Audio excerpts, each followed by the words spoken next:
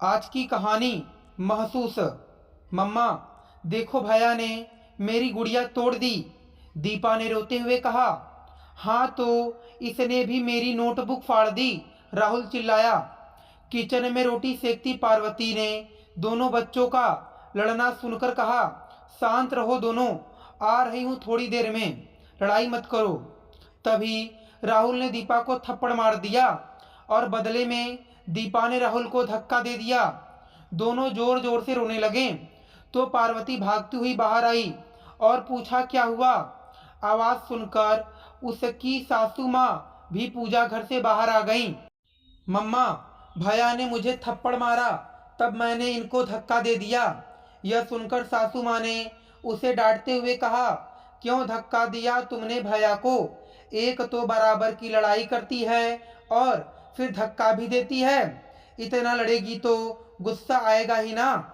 लड़का है, बड़ा है तुमसे, आ गया गुस्सा, मार दिया थप्पड़ तो क्या हो गया?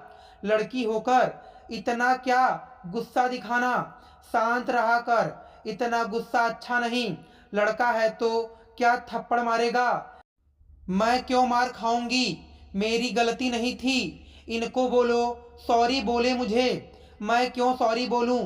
पापा भी तो मम्मा को थप्पड़ मारते हैं, वो तो कभी सॉरी नहीं बोलती।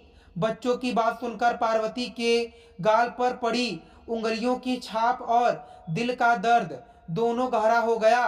यही तो कहा था सभी ने जब पहली बार पति ने हाथ उठाया था, एक थप्पड़ ही तो है, क्या हुआ मार दिया?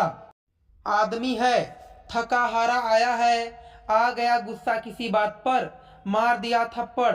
उस पे इतना क्या बवाल मचाना? उस एक थप्पड़ ने कब रोज की आदत का रूप ले लिया, पता ही नहीं चला। लेकिन आज जब अपने बच्चों के मुंह से यह सुना तो उसने फैसला किया कि न उनका बेटा थप्पड़ मारने को अपनी शान समझेगा, न ही बेटी की मजबूरी बनेगा। वो एक थप्पड़। राहुल अभी के अभी सारी बोल दीपा को, और आज के बाद दीपा क्या जीवन में कभी भी किसी लड़की पर हाथ उठाया न तो याद रखना, मुझसे बुरा कोई नहीं होगा। किसी को कोई हक नहीं बनता किसी के ऊपर हाथ उठाने का। माँ की डांट सुनकर राहुल ने बहन को सॉरी बोला और थोड़ी देर में दोनों बच्चे खेलने भी चले गए। सोफे पर बैठी पार्वती की आंखों से बहते आंसू देखकर सासू ने कहा, इतना क्या बवाल मचाना एक थप्पड़ पर, होता है कभी कभी। नहीं मम्मी जी, अब बस सवाल एक थप्पड़ का नहीं, सवाल है इंसान के आत्मसम्मान का। किसी को कोई हक नहीं बनता किसी के ऊपर हाथ उठाने का, फिर चाहे वो पति हो, भाई हो या बेटा। इतना तो आप भी जानती हैं ना मम्मी जी, हर वो थप्पड़ जो गाल पर पड़ता है उसकी चोट दिल पर ज्यादा लगती है। क्यों मम्मी जी, महसूस किया है ना आपने भी वो दर्द? क्या आप चाहेंगी जो दर्द हम दोनों ने महसूस किया है वो आपकी पोती भी महसूस करे? आज सासू के दर्द भी गहरे हो गए थे।